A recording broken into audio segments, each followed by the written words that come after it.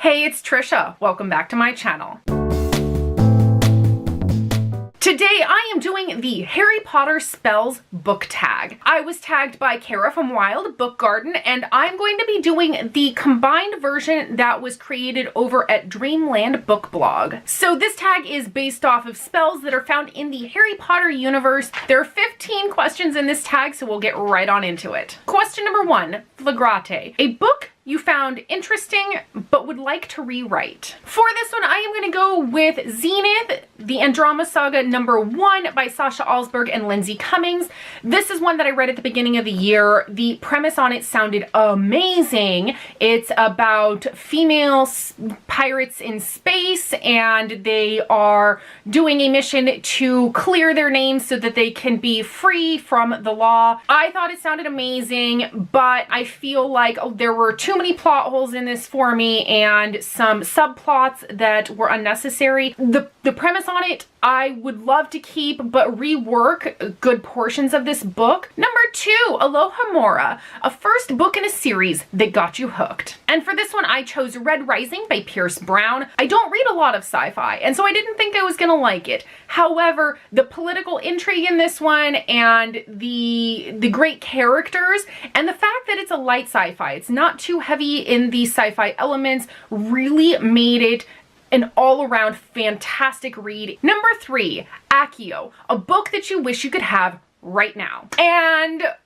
there are a few, but some of them are much closer in release date than others. I decided to not go with those. So I'm going to go with The Wicked King by Holly Black. I devoured The Cruel Prince in just a day or two after it released. I loved it so much. I loved the ending of that one, so I cannot wait to see how the next book in the series turns out and where we're gonna go from here. Number 4, Avada Kedavra, a killer book. And for this one, I picked Nevernight by Jay Kristoff. This one I picked as a killer book because it features assassins, and there does happen to be a lot of character deaths in this one, so definitely a killer book. Number 5, Confundo, a book you found confusing. A book that I definitely found confusing was actually Meddling Kids. This is one that I've talked about in a couple of my previous videos. It is a story that is kind of like a retelling of Scooby-Doo-esque gang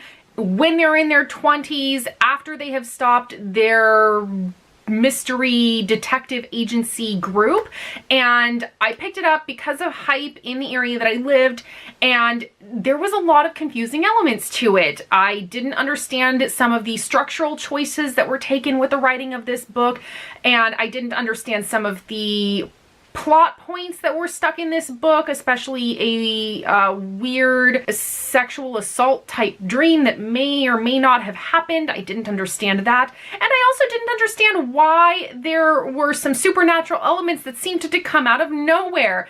It didn't think that it was going to be a supernatural-esque book, and then suddenly here we are. So a lot of confusing elements in that one for me. Number 6, Expecto Patronum, a book that you connect to on a spiritual level. I did change the wording of that because I didn't think that the wording on the original question was very well considered, so I changed it to that. And I picked Eliza and Her Monsters. I picked this one up because of hype, because I had seen that it had been featured in an Owl Crate, and it was just after I joined the online bookish community, and I wasn't really sure if it was going to be a book for me, but I really connected to Eliza. I really appreciated the way mental health was handled in this book, the look that we got into the mental health issues. So I loved the way that was handled overall. I loved the story. I loved that I connected with Eliza in her fandom love and her love for nerd culture. And so there's just so many aspects of this book that I really connected to. Number 7, Sectum Sempra,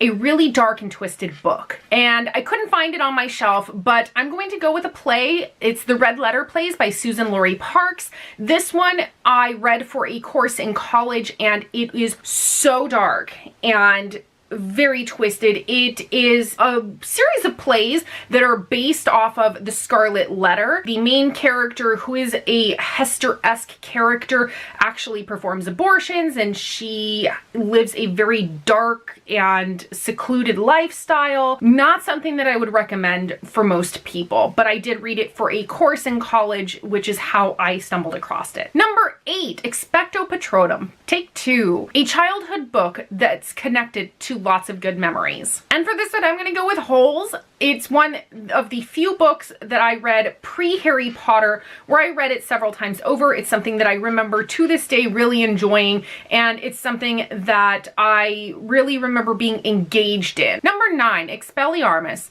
a book that took you by surprise. And for this one, I'm gonna go with The Host by Stephanie Meyer.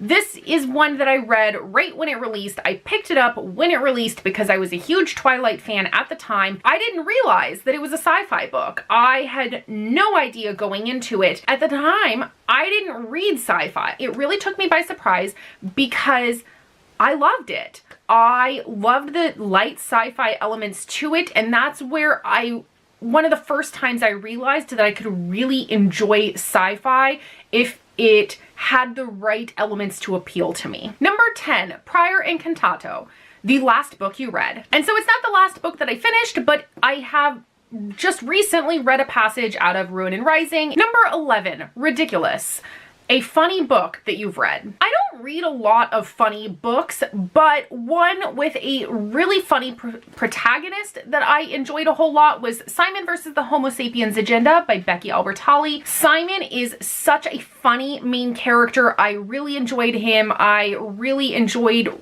seeing the world through his eyes, and I did laugh out loud during this book. Number 12, Sonorous, a book you think everybody should know about. For this one, there are lots of books that I think everybody should know about, but one that I haven't heard a lot of mention of here on BookTube is actually Letters to the Lost, and I read this one when I was in a phase of reading contemporaries last year. I have a soft spot for the missed connections type, like You've Got Mail sort of plot lines, and this is one of those. It's about a young girl who has lost her mother, and in order to help her through her grieving, she has decided to write letters to her mother and leave them on her gravestone. One day, somebody writes back to her. It was so well done. It was very sweet and touching. So this is one that I wish more people would talk about here on BookTube. Number 13, Obliviate, a book or spoiler you wish you could forget having read. So for this one, I'm going to go with it because it was really recent and it was an accident. I know it was a complete accident, but during the Vampire Academy reread along, I read the first 3 books way back when, but the ending of Shadow Kiss, I had actually forgotten. I didn't remember the end of this book, and there happened to be a little spoiler